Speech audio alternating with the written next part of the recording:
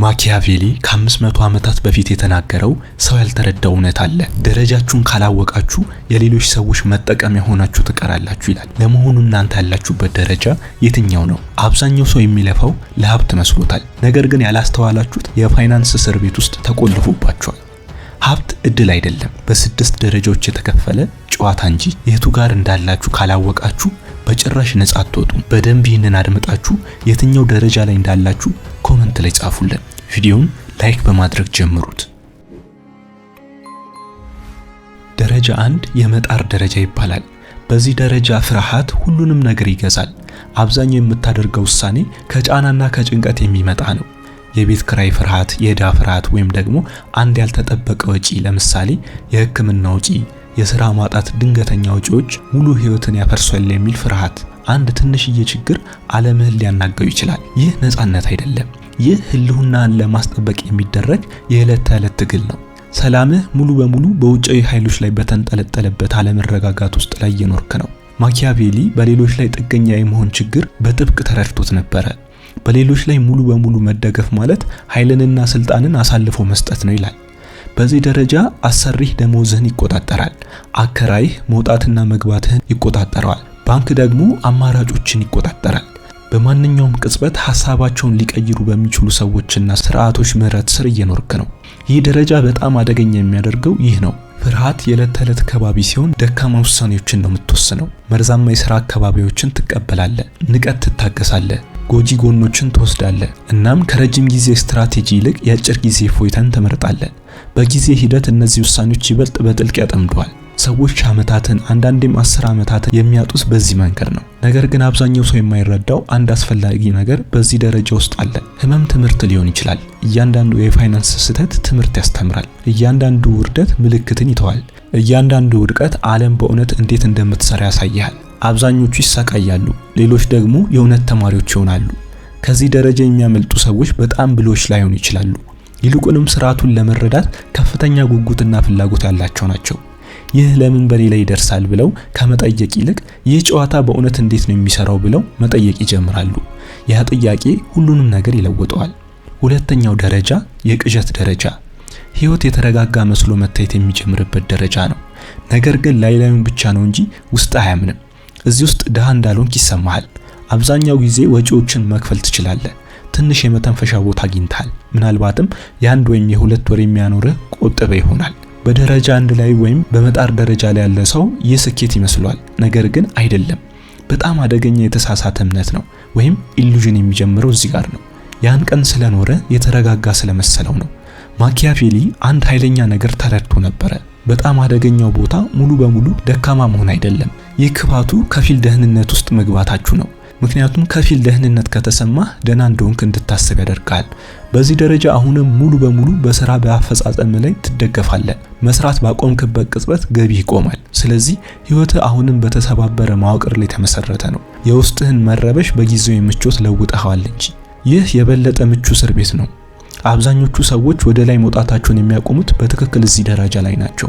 ሀብት ከመገንባት ይልቅ ሀብታም መስለው መታየት ይጀምራሉ። ብር ጨማምረው በባንክ ተበድረውም ቢሆን መኪና ይገዛሉ። መኖሪያ ቤታቸውን ያሻሽላሉ። እረፍት ይወስዳሉ። ኩሽናቸውን ያድሳሉ። ሁሉንም ነገር ስኬታማ ያስመስላሉ። ነገር ግን ከላይ ካለው ገጽታ ስር ምንም መሰረታዊ ነገር አልተቀየረም። አንድ ድንገተኛ አደጋ አሁንም የገነባከው ስርዓት ሊሰባብሩ ይችላል። አሁንም ወዲያው ወደ ደረጃ 1 የመመለስ አደጋ አለብህ። ይህ ዘመናዊ ወጥመድ ነው። ያለ ነፃነት መኖር፣ ያለ እውነተኛ ምቾት ራስ ላይ ስልጣን ማጣትና አለመረጋጋት ነው። ዋናው ነጥብ የበለጠ ምቹ የሆነ እስር ቤት አሁንም ቢሆን እስር ቤት ነው። ከፊል ደህንነት ሰዎች ተረጋግተው እንዲቀመጡ፣ እውነተኛ ነፃነት እንዳይገነቡ የሚያደርግ ትልቁ ወጥመድ ነው። ደረጃ 3 የንቃት ደረጃ። ህይወት ትርጉም ባለው መንገድ መለወጥ የሚጀምርበት ደረጃው ይህ ነው። ለመጀመሪያ ጊዜ ገንዘብ ለማግኘት ብለህ ጊዜህን መቀየር ከሚባለው አስተሳሰብ ትወጣለህ። እዚህ ጋር የሆነ ነገር ገንብተሃል። ምናልባት የንግድ ስርዓት፣ ከፍተኛ ዋጋ ያለው ክህሎት ወይም ስኪል፣ ተጨማሪ ገቢ የሚያመጡ ኢንቨስትመንቶች፣ ምንም ይሁን ምን ቀደም ሲል ኑሮህ የማያውቀውን ነገር ይሰጣል። የሚሰጥህም አማራጮችን ነው። አማራጮች ደግሞ ስልጣን ናቸው። አንድ ሰው የራሱ መሪ ወይም ገዢ ለመሆን በውጫዊ ነገሮች ድጋፍ ላይ ብቻ መደገፍ ካቆመ በኋላ ጥሩ ስትራቴጂ ማውጣት እንደሚቻል ማኪያቬሊ ተረድቶት ነበር። ያ ሰው ስለ ወደፊት ማሰብ፣ ማቀድና በዓላማ መንቀሳቀስ ይችላል። ይህ ደረጃ የሚሰጥህ ያንን ነው። አእምሮ የማሰቢያ ቦታውን ረጋ ብሎ ያገኛል። የራስን ነገር ለመስራት የመተንፈሻና መንቀሳቀሻ ብሎም ስትራቴጂካዊ ራዕይን መፍጠር የሚቻልበት ነው። ግን አሁንም ሀብታም አይደለህም። ነገር ግን ለመጀመሪያ ጊዜ ባይምሮ ድሃ አይደለህም። አልፈልግም ማለት ትችላለህ። የማይሆኑና የማይስማሙህ ነገሮችን ውድቅ ማድረግ ትችላለህ። ከቀናት ይልቅ በወራት ማሰብ ትጀምራለህ። ነገር ግን ይህ ደረጃ ፈተናም አለው። ምክንያቱም አጉል ምቾት እዚህ ደረጃ ላይ በሌላ ቅርጽ ይመጣል። ስኬት ላይምሮህ አደገኛ ነገሮችን በሹክሹክታ መናገር ይጀምራል። ተሳክቶልሃል፣ ከብዙዎች የተሻለ እየሰራ ነው፣ ይህ በቂ ነው ይልሃል። ለብዙዎች እድገታቸው የሚያበቃው እዚህ ሐሳብ ላይ ከገቡ ነው። ከድህነት ያመልጣሉ፣ ነገር ግን በጭራሽ ኃይልና ስልጣን አይገነቡም። የተሻለው ነገር ግን አሁንም የተወሰነ በሆነ ህይወት ውስጥ ይደሰታሉ። ከዚህ ደረጃ በላይ ለመሻገር ግን አንድ አስቸጋሪ ነገር ማለፍ ያስፈልጋል። እሱም ስጋት ወይም ሪስክ ነው። ትልቅ ነገር ለመገንባት የገነባውን ነገር መስዋዕት የማድረግ የመቻል ድፍረት ሊኖር ይገባል። ደረጃ 4 የኃይል መደራጀት ደረጃ ይባላል። ከፒራሚዱ ከፍ እያለን ስንሄድ የድህነት አየሩ እየቀጠነ የሚሄድበት ጥቂቶች የሚደርሱበት ደረጃ ይህ ነው። ጥቂት ሰዎች ወደዚህ ደረጃ ይደርሳሉ እና እዚህ ደረጃ ላይ ምን እንደተቀየረ የሚረዱት ደግሞ ይበልጥ ከዛ ያነሱ ናቸው። በዚህ ደረጃ በቀላሉ ገንዘብ ማግኘት ብቻ አይደለም የምታደርገው ስርዓቶች እየገነባህና ሌቨሬጅ ወይም የማበልጸጊያ ደረጃዎችን እየፈጠርክ ነው። እውነተኛ ስልጣን የሚጀምረው እዚህ ጋር ነው። አብዛኞቹ ሰዎች ሙሉ ህይወታቸውን፣ ጊዜያቸውን፣ ጉልበታቸውንና ትኩረታቸውን ለገንዘብ ይለውጣሉ። አቅምህን ለማሳደግ እንዴት አድርጌ የበለጠ ልስራ ብለህ ከመጠየቅ ይልቅ እንዴት አድርጌ አንዱን ጥረቴን 10 ውጤቶች እንዲያመጣ ማድረግ እችላለሁ ብለህ መጠየቅ ትጀምራለህ።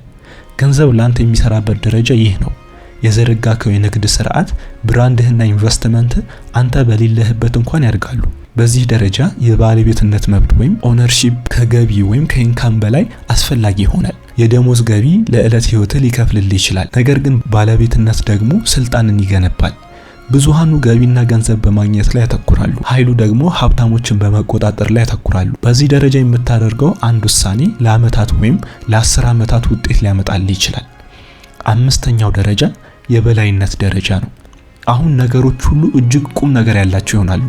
በዚህ ደረጃ ባለጠጋ ብቻ አይደለም፣ በእውነተኛው ትርጉሙ ሀብታም ሆነሃል ማለት ነው። ሀብትህ ከፍላጎትህ በላይ ስለሆነ ህልውናን ማስጠበቅ የውይይቱ አካል እንኳን አይደለም፣ ምክንያቱም አትፈራም። እሴታቸው የሚጨምር ንብረቶች አለ፣ የሚያድግ ካፒታል አለ እና በታችኞቹ ደረጃዎች ላሉ ሰዎች የማይገኙ ነገሮች፣ ሰዎችና እድሎች በቀላሉ አሉ፣ ማግኘት ትችላለህ። ሀብት ወደ ተጽዕኖ የሚቀየረው እዚህ ደረጃ ላይ ነው። አንድ የስልክ ጥሪ ገንዘብህን ሊያንቀሳቅስልህ ይችላል።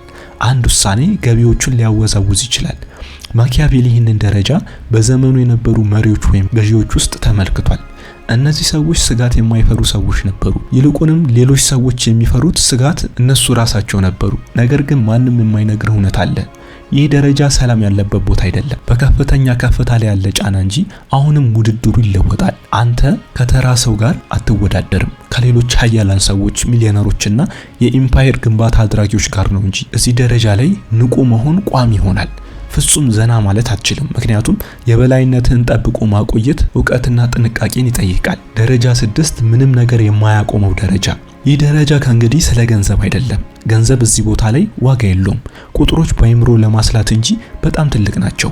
በዚህ ደረጃ እውነተኛ መገበያያ ገንዘብ ወይም ቅርስ፣ የተጽዕኖና አንተ ካለፍክ በኋላ የሚቀጥሉ ስርዓቶች ናቸው የሚቆጠሩት።